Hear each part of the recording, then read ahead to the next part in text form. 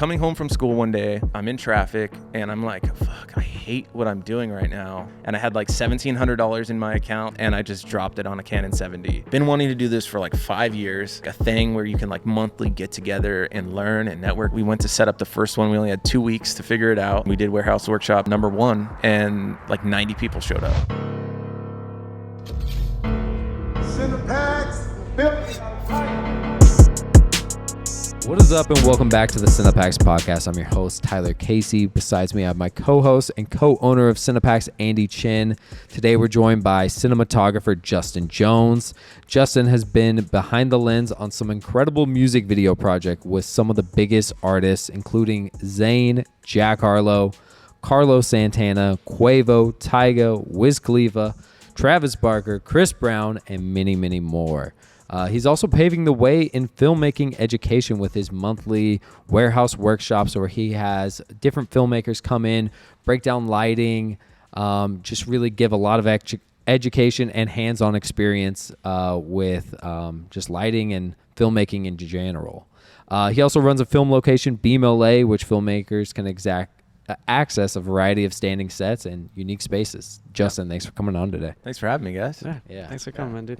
I kind of want to start from the beginning, like people who don't know much about your background and stuff. Like, how did you start? Like, what made you choose like this route, like cinematography and stuff like that? Sure. So growing up, I had nothing to do with filmmaking. No family in the industry. I came up kind of poor. I lived in a trailer park, and I didn't really find my way until like my mid-20s. And I mean, it's just like a story, and I hope it connects with people too, but like I didn't graduate high school. I was just like fucking around, and like I didn't have structure growing up, and I kind of didn't have a path, and I was like doing drugs, and I went to rehab, I went to juvie, got out of that, was just wasting my early 20s. And then I started a clothing company with a friend, and I was doing like the designing stuff. So that was kind of like my first creative, like out release of my creativity and like learning I'm like actually a creative guy, other than like, you know, I was doing like action sports stuff, like riding dirt bikes and skateboarding and stuff. But that was like the first, like I said, like the So creativity nothing with cameras before this, right? Nothing. Gotcha. Yeah. A couple buddies used to film us like on our bikes and stuff, but I was like always in the films. I never was like on the camera. Mm-hmm. So let's see. So then I was like using like Photoshop Beta 1.0 on my mom's like Windows computer or something. And then that was like, I take that back. That was kind of like when I was like 18, 17. And then fast forward a little bit, I was getting in trouble and stuff, and then I was like, finally, my dad, I moved in with my dad, I reconnected with him, and he's like, dude, you got to do something with your life. You're going to go tomorrow. I scheduled you to get your GED so that I could at least have something to start off, because I didn't even have a high school diploma. Yeah. Went in, got my GED, and then he's like, now you're going, like he was like the first structure in my life. So then I was like, he's like, now you're going to go every day, you're going to submit 5 applications for jobs. And so I was literally like hitting the pavement looking for jobs and stuff. And then during that, I can't remember what happened, but I kind of just got a spark to like want to go to school for graphic design, because I was like, oh, I really enjoyed doing that. Went to the Art Institute and got like paperwork, did an orientation, came back to my dad, and he's like, I don't fucking believe you. You're not going to do it. Like, you can't do this. I don't believe in you. And like looking back now, he was really lighting a fire. Yeah. He was like, I'm going to light that spark, get you pissed off so that you actually do it. And I did. So I went to school. I started for, they ended up talking me into web design, interactive media. 6 months down the road, I hated it because it was just code. There was nothing creative about it. I mean, there was some color theory stuff and that, but it was really just like sitting behind the computer, typing code for hours on end. And then one night I went to a party. This is kind of like my inciting incident. I went to a party. Someone handed me a camera. They're like, hey, take some pictures. I had no idea what I was doing. I'd never really touched a camera before. It was like probably on auto or something. Yeah. And I remember the feeling of people like, take a picture of me, and then showing them that picture and then being like, oh, that shit is awesome. And that was like truly like made me feel something. And so then How old are you at this point? probably 22. That's crazy. Because, yeah, I feel like a lot of stories, like you hear people like, oh, I've had a camera since I was like 8, you know, or like they've, you know what I mean? But it's cool to hear just like that happening to you a little bit later, but that can happen at any time. You know what I mean? It can click at any point. Sure. It doesn't matter how old you are. Yeah. Filmmaking, I feel like, is ageless. Mm-hmm. You can get into it. Like, there's some directors that don't even, or actors that don't even make it until they're in their like 60s. Yeah. You know, Yeah, so that's the cool thing about filmmaking. Bringing it back. What was I saying? You're just taking these photos at this the party. party. Sure. Yeah. Photos at the party, and then after that party, I went back to school, and like a week later, I'm like, this sucks. What am I doing? Oh, no. Yeah, I was like, this sucks. What am I doing? I was on my way home in traffic because I was going to school in Santa Monica. I lived in Santa Clarita, and I'm broke as shit. I'm like living out of my car during school days because I don't have gas to get back to my house. I remember one time I was trying to get to school. Hold on. That's another story. A little later down the road. Let's see. So I'm coming home from school one day, and I'm in traffic, and I'm like, fuck, I hate what I'm doing right now. This isn't where I want to be. They talked me into this web design, interactive media thing. And then like, I was like maybe 30 minutes from my house, and like, I just got this like idea, and it was kind of like, I don't know. It's like I don't want to say like a godly thing. Like I got like, but something sent me a message saying, buy a camera. And it was probably from that party or whatever, and that feeling that I had. And I went straight to Best Buy, and I had like $1,700 in my account that was meant for like school stuff, like, you know, from like a loan or something like that. And I just dropped it on a Canon 7D. Nice. And I continued going to school, but instead of doing my homework, I was like, my grades started dropping. I was just researching the Canon 7D. I was taking pictures of my friends. I was figuring out what ISO did and what aperture did, and like, you know, just everything photography, right? I was like, wow, this is cool. Oh, so if I put it on a tripod, I could like take 4 pictures of somebody in different places and then mask them around. And I was just, you know, doing stupid shit like that. And then I found out it did video. And so then I just like switched from photo over to video, and I'm just like constantly just researching stuff. In the meantime, I'm going to school, doing whatever at school, but as soon as I get home, I'm just concentrating on that. And then I found out that they have a film program, and I'm like, I'm switching. Done, right there, switching. Game over. They're like, you can only switch once. So like, if you don't like this, you can't come back. Like, this is it. Switched, and then the rest is kind of history. I went in, and since I had been doing all this research on camera, I was like way ahead of everybody else.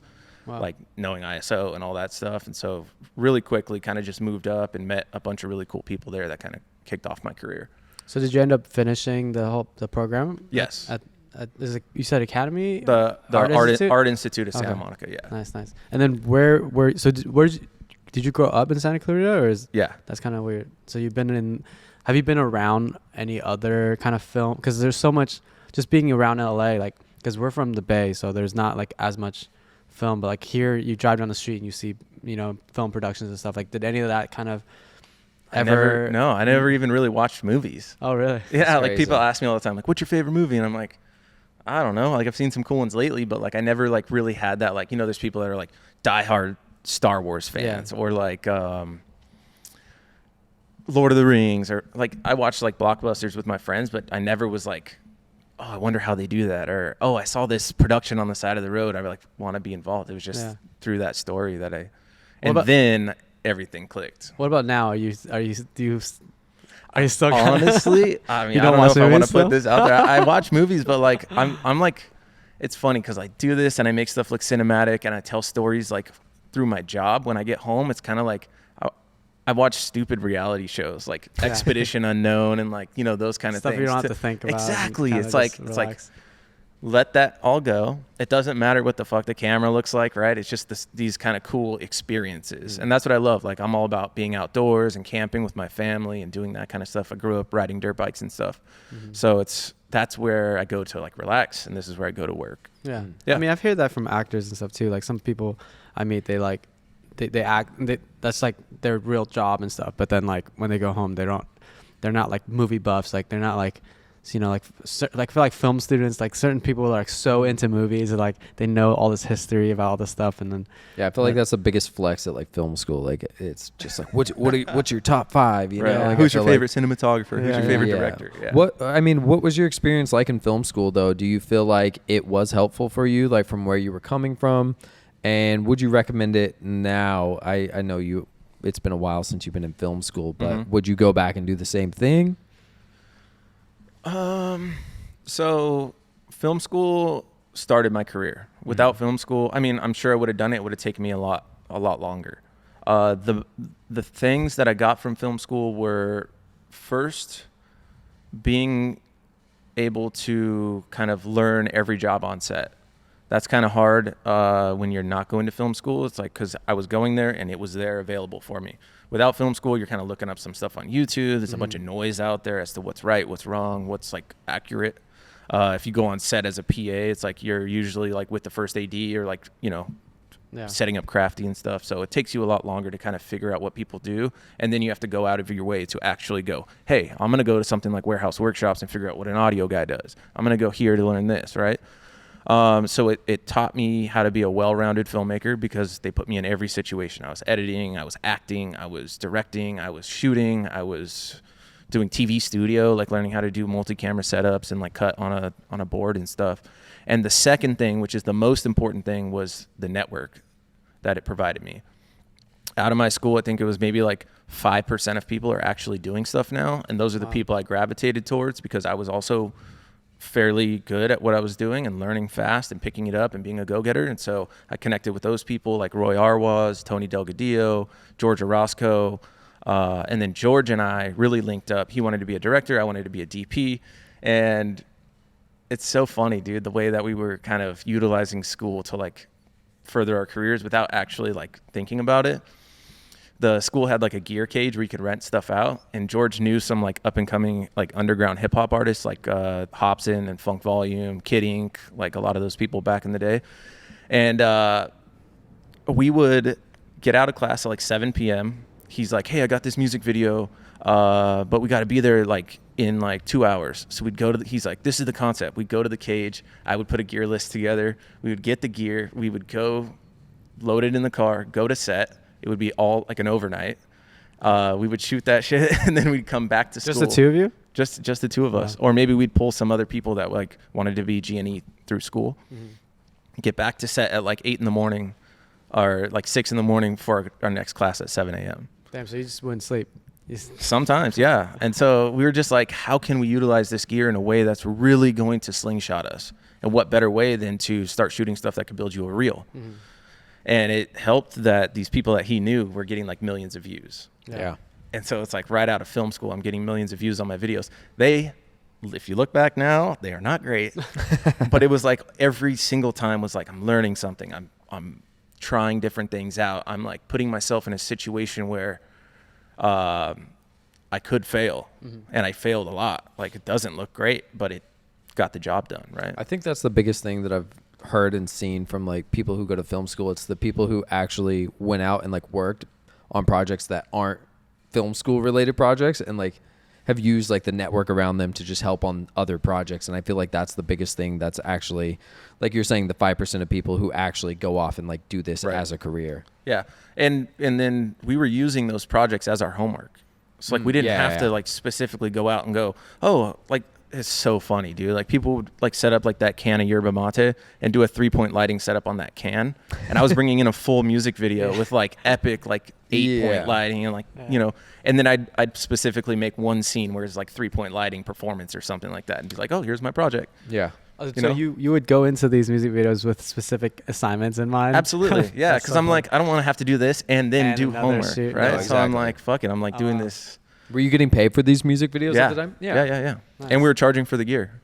Oh, Don't do that. Why not? But maybe. Yeah. I mean, that's not a bad idea. the school took advantage of us. They so deserve it. Yeah. yeah. That's crazy. Damn. Is this still on the 7D at this time, or did you guys have I think we had a 5D with like Magic Lantern or something like that. Hell yeah. No. You know what we did? I had a Sony FS100 and George had a Sony FS700. which was dope because it did like 5 seconds of like super slow-mo with like a end stop button. So it did like 240 or 500 frames per second, and so we'd utilize that all the time. Oh, nice. So yeah, we were using those older Sonys back then. Huh. Sick. And the school, it was funny. Like they would only let you take out certain gear packages depending on where you were in your curriculum. So like if you were like a first year, you could only get like the Mole Richardson lights, like the stuff that could kind of get beat up. And like if you wanted to take out a camera, you could only use like the Sony PD-170, which had like a tape. It was like tape.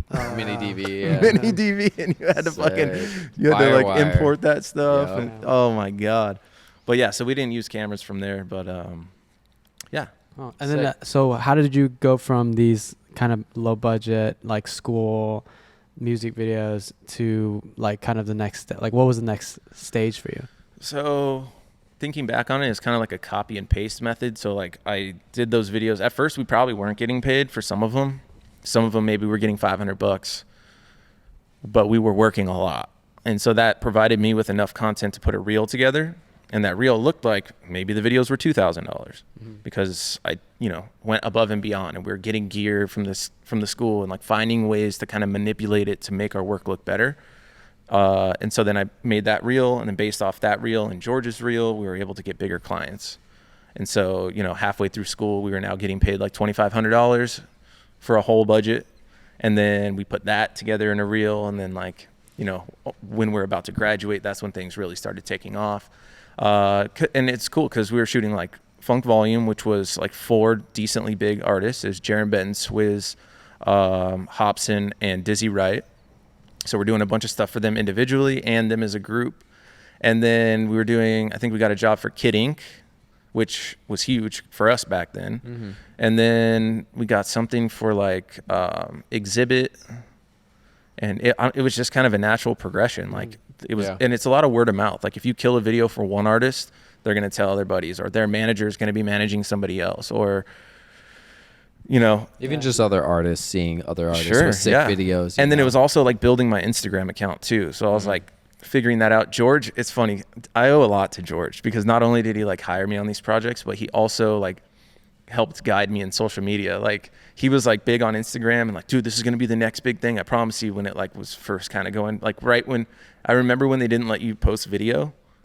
Yeah. And then they started letting you post video, and he's like, do you have an Instagram account? I'm like, yeah, but like I don't really use it. Like fuck that. Like da da da. And then he's like, dude, you need to start getting on this thing. You need to start posting regularly. You need to like, we're doing these cool videos. Like share that shit. Yeah. And so like that's when I like really went in and started like pushing Instagram, and then that also gets you so much further if you have a little bit of a following there. I mean, what was kind of like the ways to grow it, I guess, like from that point, like just posting my work. Yeah, like literally just posting my work. Like, and we were working a lot, so it was consistent posting. And you knew you wanted to be like a DP at that point? Like that was pretty clear. So as soon as I met George, I knew I wanted to be a DP. And so that's when I was like, I'm not doing anything else. And it's funny because a lot of people are like, oh, and I think it's a good progression to do it this way, is to start out, other people start out as a PA, and then they're like, okay, I want to be in camera. So they go second AC, first AC, and then they want to, move up to like operator and then to DP. I did one job as a DIT, and I'm like, nope, this ain't it. Boom, and I just DP'd. That was it. I didn't do anything else, which can be a flaw, I guess, because you're not like learning from other people. But then I also like it because it didn't really influence my style, right? Like if you're working under another DP, you're picking things up from them and you're learning from them, and it's imprinting you into a certain way, which can be good, can be bad, if you're learning certain things. But like, I just like, and I felt for a long time like I don't have a style. Like I don't have a specific style. And I think that's just because I was just taking it as it came. Like there was no like influence. I was just like, and I'm not like watching a bunch of movies. I was just like going on set, and I'm like, I'm going to put this light here, and I'm going to change that to that color. And I'm like, oh, I personally like that. And it ended up, turning my work into what it is now. But yeah. I mean, do you feel like you have a style now? Yeah, I do. I think it's pop. It's kind of, actually, I don't know how to. Yeah. How about you? Do you have a style? Like, is it easy for you to say? I mean, I think there's stuff like you're saying, there's stuff I like specifically. I mean, I've definitely, like, growing up, I watched a lot of, like, David Fincher, like, crime thriller type of stuff and, like, kind of darker movies and stuff. So definitely, like, the moodier stuff is what draws my eye. So I'll tend to go, like, way more contrasty and stuff like that. So, but then if someone hires me for, like, a high-key commercial thing, then I kind of have to, like, you know, do something different and, like, try to match their references and stuff like that. But I think, I don't know. Yeah, there's stuff I gravitate towards that I would say would be my style if I kind of had to say. Yeah, I feel the same way. I feel like a lot of my style is camera movement because I was operating myself on all those projects, and I was using like a Steadicam that we were getting from the cage, and like I started on Steadicam, and then when gimbals came out, I hopped straight to gimbal, and I was operating on like, I've operated like 400 music videos. And so, but the camera was always moving. And that's something I kind of had to like remove myself from, because like on all those videos back then, it was like not a lot of people were moving the camera. And so we just moved it on everything. We're like Steadicam. We live on Steadicam all day. We live on gimbal all day. We're just moving the camera. So I think that kind of lends itself to my style. You'll see in a lot of my work, the camera's like almost always moving. Technocranes and all that fun stuff now. I don't have to break my back as much, but yeah. And then but like, you didn't really watch too many like movies. You said you just like mainly blockbusters and stuff like that. Like, did that stuff not influence the kind of stuff you? Not really, man. Like, is there stuff that you would say kind of influenced, or like stuff that you kind of gravitate towards you? I mean, definitely now more so music videos and stuff, and like, you know, seeing like the progression of stuff. Like, I'm always taking tidbits from other things and references, trying to figure out how to kind of flip that around and use it in a different way on my videos. But like, I don't know, like I don't really like have somebody where I'm like, I really like this guy's work. I'm like trying to utilize his techniques. So no. If you're an editor, you should definitely check out CinePacks' digital assets. They have thousands of effects that you can easily drag and drop into any editor, like Final Cut, DaVinci Resolve, Premiere, After Effects, CapCut, the list goes on. And since you're listening to this podcast, use promo code POD20. You're going to get 20% off your digital asset order. And if you don't want to spend any money, check out the free samples, because we have thousands of free sample effects that you can use in any project. Now back to the episode. Before we get into some of your videos, so we have some clips. I was going to ask, is there just being on so many music video sets, and music videos are some of, I think, the most hectic sets, you know, it's so fast paced. What's one of the craziest stories that you have from just being on music video sets? I got so many. Yeah, there's one that stands out in particular. I mean, I've been like hanging out of the back of trucks. We've been yelled at and tried to get shut down by angry Karens and people like pissed off that we're out there making noise. I think one of the craziest things is I shot this series of music videos for a guy named IDK in Baltimore. Okay, yeah. He just shot at our studio, right? Yeah. And so this is like right before he was like getting bigger. And we did this like, it was like a 6-part series of music videos that connected together into like one big kind of like story piece. Sick. And being out there in like DC and Baltimore, he grew up in like the hood, like, and I had never been in like the hood, like where like you have to ask permission to be there, and you can't get out of the car until you have somebody there that can like make sure you don't die. What? So like, there's a story. We pull into this neighborhood and we're in this van. We have our fixer in the front seat. We have like our AD in the driver's seat, and then it's me, the artist, my first AC, in the back, right? And so I got the Movi like ready to go. He's got his little AC setup with his monitor and everything, like batteries charging off the car. And we pull into this neighborhood and they're like, all right, well, we got to get permission. We don't get out of the car. Whatever you do, don't get out of the car. And I'm like, oh my God. They didn't get permission ahead of time? Well, they did, but they had to wait. Like, we have to wait for this guy. Oh, okay. And so they're like calling him, and the guy's like, dude, where are you guys? Like, get the fuck out of there. Why are you here? Like, I told you guys to wait. And like, he's on speakerphone. I'm like, oh my God. So we're like driving around, and like people are like looking at it, like giving it, like mad dogging us. And there's like bars on like these projects. It's just like one of the most uncomfortable situations I felt. And then finally he's like, all right, I'm here. Come over here. And then as soon as he was there, everyone was stoked to have us there. But like before that, like they just didn't know who we were. Yeah. So it was Yeah. like, you would definitely die. But who is this guy that you guys had to get permission from, or like Just like If it's just like the guy that ran the neighborhood, I don't know. Yeah, everyone, like the guy that everyone respects. And he's Yeah. like, oh, if it's cool with this guy, then they're cool. wow. that's crazy. So that was a scary situation. I mean, it's cool at least changed a little bit, but like, yeah, that's definitely like, and that was a friend of the artist, right? Correct. Or- yeah. Yeah. I mean, I think he grew up in a neighborhood near there or whatever, but like, yeah.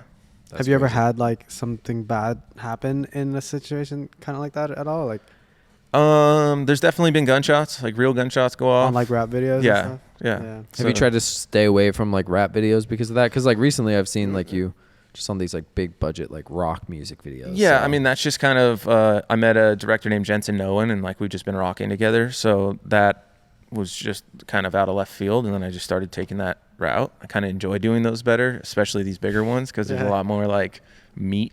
Yeah. yeah. I mean, would you still take if someone hits you up, hey, let's go to Baltimore in the hood? Yeah, for sure. No, dude, for sure. I'm down Yeah. for anything. Anything. And that's like my roots is hip hop videos, like Yeah. shooting with no budget out wherever the hell we are, making it work. So Yeah. like that's, I think, the best. And yeah, I remember being on a feature too where we had we had a bunch of like blank guns. Yeah.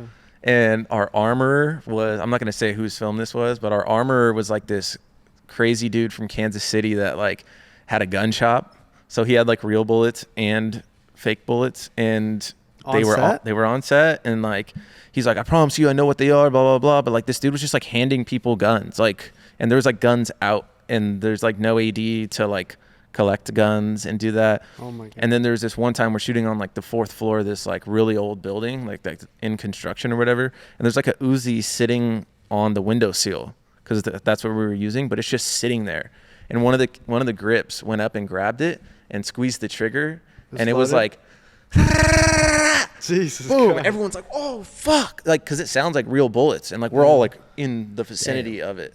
That's crazy. So a lot of So it was that blanks, kind but it was just It was hella- blanks. Yeah, he's, but like, that's right still next to the dangerous for your window. ear and everything yeah, too. for sure. Yeah. My They ears also were ringing shouldn't for be like left an hour. out. That's like Right. That's crazy. Right. So those are some situations. I'm sure there's a ton of other crazy ones, but being on the spot, it's like kind of hard to Yeah, think yeah. about. No, yeah. for sure. Yeah. The Fun. That's yeah, Fun that's times. crazy. Was that recent or is that kind of a while That was ago? like 5 years ago. Oh, okay, So okay. yeah. I feel like nowadays it's a lot more strict. Yes, and especially everything's- after Rust. Yeah. This is crazy. Yeah. Which is weird that it's out now. Yeah, is it out? I think it's it's at coming out festivals. soon, right? Or it's like the premiere. I think it's premiering in festivals or yeah, something. Yeah. and, There's like like, one. Yeah. I'll pull up the first clip. All right, so Ronald. Ronald is crazy. I remember when I first saw this, I was like, "Oh, this is like it starts off pretty insane, and then it just keeps getting more and more insane." Yeah. So this, do you want to go through it let's as we're go over it. seeing Yeah, it? I mean this POV thing. So yeah, if we want to just kind of pause and then replay that first part. So when Jensen came to me first off with this idea, I'm reading through it and I'm like, okay, so this like hardcore Henry scene, and then then he gets thrown out of the car and he's performing while flipping through the air. Okay, and then he's like. And then he's That's like gets so picked up. crazy. He lands on a motorcycle and he gets picked up by a fucking bird. And then he gets dropped off and there's this wizard. And then he like, and then there's like in it, there's like a bunch of references. There's like, what's that Nicolas Cage movie where he's riding the bike? Ghost Rider. Ghost Rider is Oh like a my reference God. for when he's on the bike. Hardcore Henry. And then there's like Matrix when he's in the building getting shot by the helicopter. Yeah. And so he's like, I'm gonna go through like kind of all these scenes and like make them this one big epic rock video. Yeah. So yeah, that first scene we shot on a R6, Okay. Canon R6 on a helmet rig. Oh, nice. Yeah. It took us a shit ton of takes, obviously, to get this. They're like throwing people through windows. There's like, I don't think they weren't blanks. They were they're called non-guns. Okay. Do you know what those are? Is it the ones that just shoot shells It out? shoots like sparks, but it's not an Oh, okay, actual okay. like blank. Yeah. So it's a lot quieter and stuff, and I don't think it can injure you. It's like, it's like those cold sparks. Yeah. And so yeah, we were going through that. We only had a certain amount of those that we could do. So I think we did like 20 takes of this, Wow. and I think this is probably one of like the first 5 Oh, that we used. So that was pretty cool. Also, is trying to figure out like how to use this choreography, and like a lot of times the actor that's wearing the helmet, it's a stunt guy, like would pan his head Oh. before the guy flies out of the back of the vehicle. So we missed like that whole, like him getting pulled out. So we're like, damn it, we got to stop, do it again. Yeah, because the stunt person in that scenario is the camera is the operator. camera operator. Yeah. So, It's you should and just they do the don't- helmet on, bro. yeah, right. and punch all these guys. Yeah, dude. I'm curious. Exactly. Like this is like a oneer, right? Essentially, like this this whole first part section. yeah. How did you? What was like your approach for lighting this? All And, like- practical stuff. And Yeah. so we have like a bunch of practicals inside. I have aperture and finibars up at the top, just like with where the actual fixtures would be.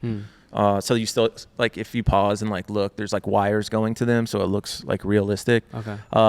There's some monitors there we had actually on a little bit of infinibar behind some of the stuff, and then a lot of it was actually coming from outside. So you'll see like those like sodium vapor lights pushing past because we knew we were going to have them on a Okay. street driving down the road. So we did a huge line of infinibars going across and had those. Or no. I'm sorry. Those were here. If we go to that section, we could see it. What are those called? They're called Q. See it up there on the top? No. What is it? Color Force 72s. So those at the top right there. Oh, okay. And I wanted to use infinibars, but they wouldn't give us enough output, especially shooting on the R6 inside. Yeah. And also it's like milk plexi or something that's kind of On the side, on the but side, then right? the truck had clear windows on top. Oh, okay. But it was like super dirty and the dirt wouldn't come off, and it was like Ah. a thing. So I'm like, okay, so let's get, I don't know, I think we had like 8 of those, and so we had like some coming through the milk plexi and then some coming, I don't know if there's BTS of that setup. I same, think yeah. there is. And so yeah, we just ran a chase through those to get kind of that movement we were Cool. looking for.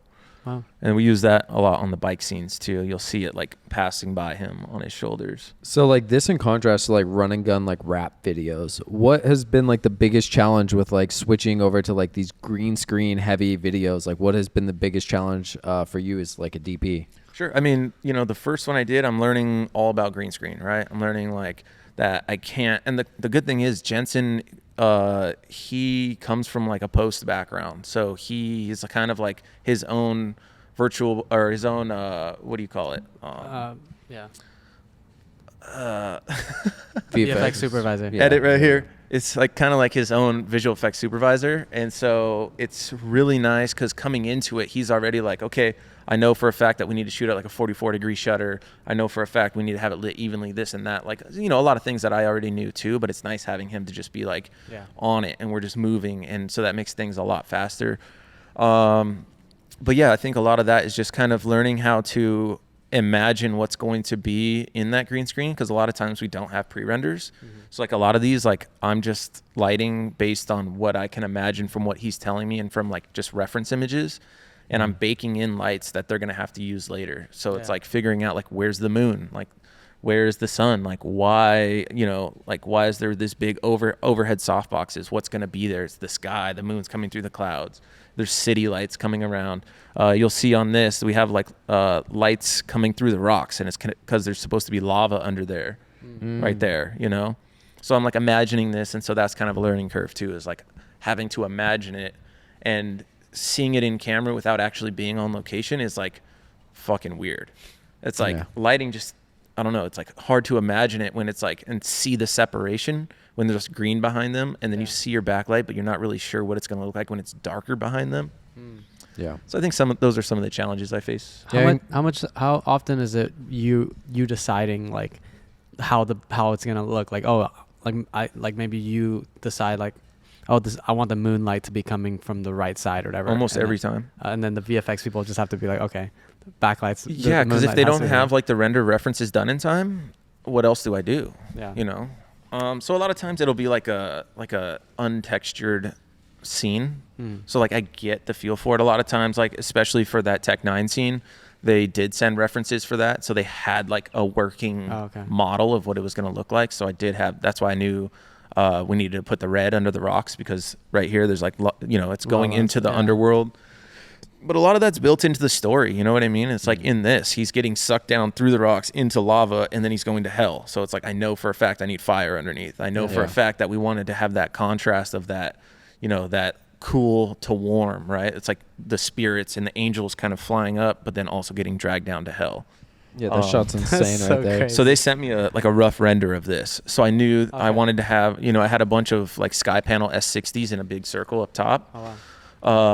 And I knew that since these things are flying around, I wanted to do a chase sequence with those. So the lighting was kind of like moving around on them as if those spirits were kind of blocking the light. Wow. Yeah. So it's little things like that. Just feel kind like of. It's interesting too to like compare to like when you shot that virtual production video with Aperture here. Mm-hmm. Just like in contrast, like where you can actually see the background, you know what I Sure. mean? Like what was the difference like that for you? Like was that one of the first virtual productions? I think that was like the first one I did. Yeah. Maybe, or the second. But it's kind of you're locked in when you shoot it that way. This, you still have some flexibility. You can kind of work things, which I think is the number one kind of difference. But also then it's like really refreshing too to be able to see what's in the background of your shot and be able to work your lights into that. And I also feel like, I don't know, lighting I feel like is kind of it's difficult to light on a wall if you're too close to it, right? Because you don't want to flood the wall. And now also a lot of people are doing more like image-based lighting.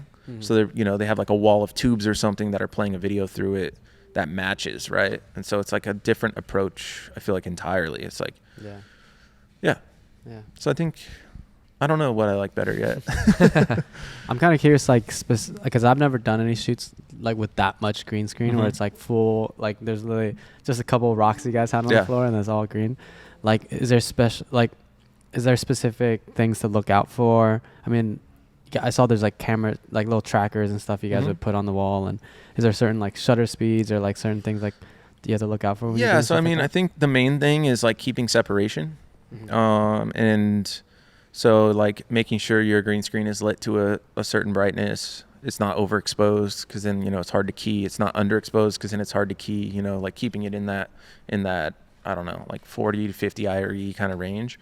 But then also like you said, shutter speed, right? If there's too much motion blur, they're not going to get a good key, right? So keeping that separation, you can always add that motion blur back in post, right? Yeah. So a lot of times we'll shoot like all the way down to 44 degrees, Wow. which is like no motion blur. But also it helps in these rock videos when everything's so fucking intense. You kind of want that like jittery kind of vibe.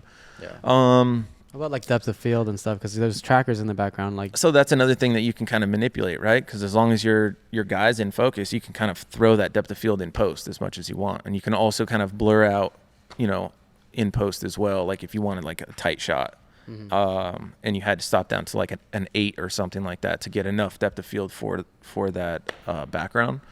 You can always go in. You're changing so much in post already to add a little bit of depth of field or add a little bit of blur or something like that is not super hard. Do you feel like that kind of takes away some of the creativity, like from filming, like when you typically film on location and you can control the depth of field, you can control the look? Was that something that you're like, oh, I can't No, because it's still there. Yeah. It just goes into like me being there through the post process as well. So instead of making those decisions like on the day, we're like working that into the look at the end. oh wow, so Gotcha. you're sitting in on some of these sessions Sometimes, and you're like, So I I'll want get it way more out of focus in the back and stuff like that. So they'll usually send me like a first round, which is like very rough, but like the backgrounds are placed, but like a lot of the renders aren't complete and stuff like that. So we can start like we only get like one round because they it's so much work. I think this one there was like I think 3 or 4 rounds because it was like 6 months of post. Wow. Dang, But yeah, definitely send me the project. I don't necessarily sit in, but like I'll be able to go through and make like this is wrong. The light is in the wrong spot, right? So a lot of times they don't understand lighting as like we do, like cinematographers. So like if I have the moonlight here, but then in the background the moonlight and the shadows are coming from the other direction, those are things I have to flag. Wow. If we want the background to be more blurry or whatever, depending on like what we feel like it should be, they're pretty good with that too. Like a close up is going to have Yeah, that's like basic knowledge. Yeah. Yeah. But How yeah, often that's are you making like creative decisions? Like, hey, this building in the back, I want it a little bit brighter, or like. So working with Jensen, he's like a rock star. Like he gets it, and it's his vision all the way through. But there's times where I'm not changing really the elements, but it's more so like the lighting and like the color. Sometimes I know on this video they had it like really colorful in the city, like with like neons and stuff, but like we didn't shoot it that way. We shot it like moonlight only with like a couple of like, you know, like sodium vapor lights. So I had to get them to kind of tone that down. Yeah. Yeah, and I feel like that Yeah. just like when you have that like not the way that you intended, it's going to like not sell the effect as more. True. Because I feel like the it doesn't lighting match. Like this is- was one of the scenes like sometimes they get too far in a scene too where they're like, we can't go back. We Oh, don't have the really? time and it's going to cost a lot more money. It's like, it's fucked up. Like there's like a bunch of red that I didn't really have, like purples and stuff. And you know, a lot of that can also get changed in the grade too. grade, And yeah. so, you know, it's the first round kind of with the VFX, and then once that's done, we get into color. And that's kind of like your saving grace on a lot of stuff, especially these, like making your backgrounds match and like trying to you know, just massage everything into one cohesive piece. Yeah. But it is an adventure, man. I'll tell you that, dude. Like we Yeah. shot 5 days on this. The artist got sick, so we only had half days with him. And there's like so many stunts and like figuring out all the wire work and like how to, you know, bring the camera up and around and have him flip, but also be performing at the same time in double speed because we slowed that down in camera. That's crazy. It's just so many Was he moving sick? parts. That was the first day, so I don't Oh, think he okay. was sick then, but he got sick on the second day. Damn. And so it was supposed to be I think a 3-day shoot extended to a 5-day shoot because of that. Wow. Gotcha. If you're a photographer or filmmaker, you should definitely check out CinePacks lens filters. We have lens filters for photographers and filmmakers that offer unique in-camera effects. We have soft filters to give your photos that nice cinematic glow, as well as in-camera effects filters that can really level up your shot. Use promo code LENS15 at checkout and you're going to get 15% off your lens filter order. Now back to the episode. We have a clip of like you think you mentioned there's the Matrix inspired scene of him Yeah. running through the. Can you pull that one up? The machine gun one, He's running through the hallway. the office, right? Yeah. Is that I think you played a little bit of it, but Yeah, he gets like pulled up. Okay, so he gets pulled up by this spider, which was the hardest one. Spider. The spider was the hardest one for me to kind of visualize. Yeah. So I'm like, what do you mean like a robotic spider? Anyways. That's such like crazy. Yeah, I think and it's so crazy. this was a set build. So the entire interior here was an actual office build, Mhm. and then I had a diffusion that just went across the entire top. Okay, and and then, then I you guys had- they replaced it in post. Yeah, They added It- the ceiling in. exactly. That's how I was able to kind of adjust the Wow. what do you call it? The ambience level in the room. And then we had squibs. So a lot of that, like The explosions. the explosions and the Yeah. paper flying around, is actually real. yeah, we saw a guy too in the BTS. He has like a paintball gun. What's he Yeah. shooting? Yeah, so pulled the it's BTS clip? you know those little like poppers you get at Yeah, Halloween. yeah. So it's a paintball gun like filled with those. Yeah. But it's just making sounds, or It's is making it? sparks and dust. Oh, sparks and So dust. is that what's hitting? Actually, the I think those were tables? dust balls. So he Okay. was like hitting elements right behind Yeah, that Ronnie guy. as he's running Yeah, like- through, and you'll see on the walls there's like little poofs of dust. Oh, Yeah, Not he's bad just standing job. there, just going, just shooting. Yeah, the so wall. he's just So they have ones that have sparks, and they also have ones that have dust. They dangerous at all, or is it pretty safe? I mean, if you get hit with one, it's gonna hurt. Did you ever get hit with But one? we all had goggles and stuff. I never got hit okay. with one. I mean, they're these guys are professionals. Yeah, like they've yeah. done this for 30 plus years. Yeah, that guy's. They know what He's they're locked doing. in. Yeah. And then there's just a bunch of squibs on all the desks that are sparking and have Yeah. little bits of fire and stuff, and those are just blowing that paper up in the air. And we only had 2 rounds.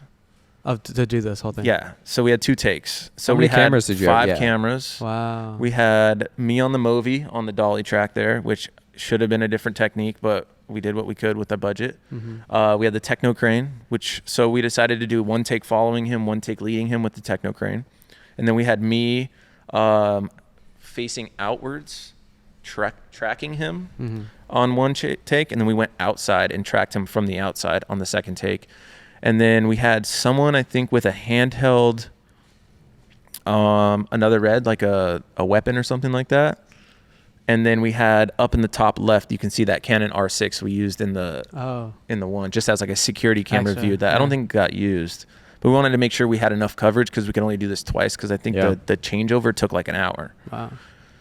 That one. I mean, this is crazy to me because this is also a VFX shot, so there's green screen in the background, but you have all this dust and particles coming up in front of the green screen. I mean, I guess that's more for that's a VFX question, but that seems like it's a difficult thing. Sure. I mean, To these shoot. guys they're out of the Ukraine, and they're fucking geniuses. Yeah. Like they there's a lot of things I'm like, I don't think this is gonna work, and then I see the video and I'm like, God damn it, Yeah, they no, did it again, It dude. looks so good. And the cool thing about this too is like when you're shooting this much green, like it's so much easier to place lights exactly where you want them because the stand can be in frame. Like, you know, like it's going to all get replaced as long as it's not crossing over. And even if it is, I'm like, Jensen, dude, there's a stand. It's like literally going through his head. He's like, don't worry about it. Don't worry about it. I'm like, my God. thank God. Something that would take me like 30 minutes to have to re-rig a light. Yeah.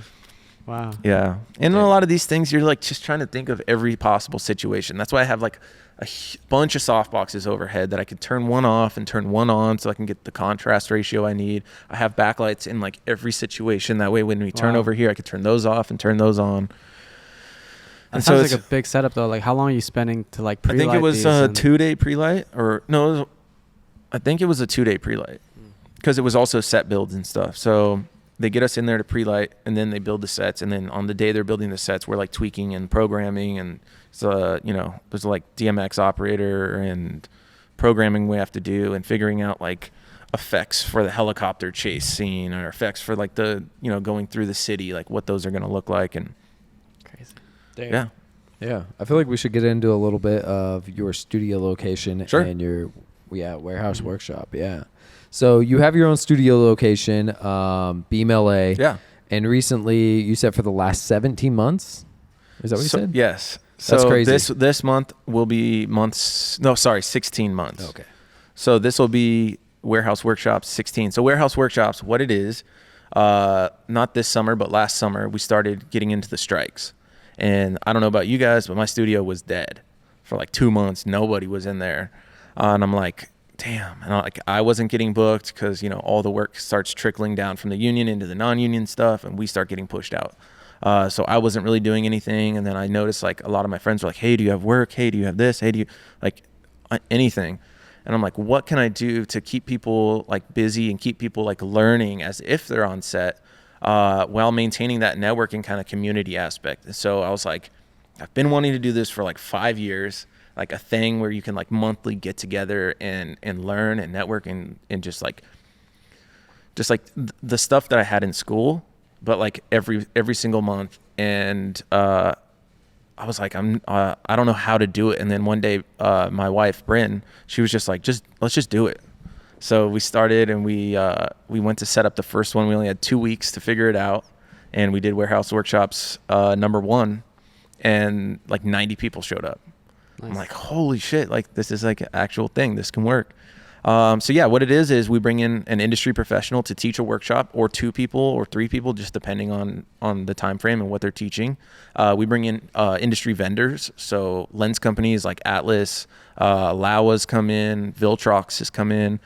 You guys have been vendors. And we're just bringing these people in to show off like the latest tech and stuff, get hands-on. I feel like the most important thing in this industry is to be hands-on. I mean, it's the way that I learn the best, like being on set, touching gear, and that helps me figure out what it does and how to use it in my own stuff. So I wanted to create a space where you can learn, where you can get hands-on with stuff, where you can check out new gear from industry vendors. And the most important part, like I said, is networking. So being in the same room with other people that have similar visions, similar passions, and people who are investing in themselves, right? I didn't want to make Warehouse Workshops free for the fact that there's going to be a lot of people that are just going there for the raffle or just going there for the free drinks or just going there for this, right? I wanted people who are willing to invest a little bit of money to weed out the people that aren't serious about what they're doing, so that brings up the value for the people that are there, where it's like, hey, I'm sitting next to Andy. I don't know Andy, but you know, Andy directs these cool films. Being there with him, meeting him there on a monthly basis, we're going to create a relationship and we could possibly start working together. And you could be that person that gets me my next job or boost in my career. Nice. And so, yeah, I was like, how can I put all those things together into one event? And we just kind of started off like that. Yeah. Amazing. Yeah. What has been one of like the biggest things that you didn't expect to come out of your workshops that like it's just kind of like, you know, over the months like progressed? Sure. I think just connecting with people in general. I've gotten a job out of it. You know, I know that Eli Franks, he's a Technocrane operator. He taught a workshop. He's gotten like 4 jobs out of it. I've had countless people come up to me saying, hey, I met this guy. We're doing a project together. Thank you so much. So I think the biggest thing I've got out of it is just kind of the feeling of like what I started out and planned to do actually has helped people. And also like just building connections with like vendors and stuff like Dan Keynes from Atlas. Like we've been talking and doing stuff. And so it's kind of like putting me a little further too and like getting me connected in like different groups and circles and stuff like that, but also like helping those other people do the same thing. Yeah. And you guys are also now online as well, right? Yeah. So what we were doing before is it's just like a la carte. You paid, depending on who was teaching the class and how much value it was, from like 25 to $40. And so the natural progression of that, I felt like, was to get all this content online where everybody can access it. And so there's so many workshops out there that are so expensive. I don't want to point any like fingers at anybody, but like there's workshops that are like a weekend for $3,500. And it's like, come on, like we're broke filmmakers, especially right now in this time. It's like somebody needed to start something that's affordable for people, but they're still going to get a lot of knowledge out of it. And now the natural progression of that is to keep it affordable. Right now, I think it's $35 a month. Which is $5 cheaper than just going there and showing up in person and buying it. Sure. Is to reach more people, to have more people on a subscription-based service so that we can keep these things going, utilizing that monthly kind of revenue to pump back into this, to hire instructors. Up to this point, all these instructors have been volunteering their time just to get this thing going. And so it's like we're trying to get to a space where we can pay these instructors because we know they're valuable, where we can get bigger gear packages and rent out bigger spaces and maybe do even multiple day things where people that are members can get into these events for free and actually get more value out of it. Nice. Yeah. Yeah. And so there's an online option that's $9.99, and then there's the all access member, which is like $35.99. Okay. And so online, you can just watch all the content online. And then with the all access, you can interact in the live streams. There's like a chat where you can talk to like the actual instructors during the live stream. So we'll ask them those questions on the day. Oh, wow. And then you also get access to all the content. And then we also have a community feature in there, which is kind of like a Discord or a forum or something where you can post your work, you can ask questions to other people, and then you can kind of like maintain contact with the people you met at the workshops. Nice.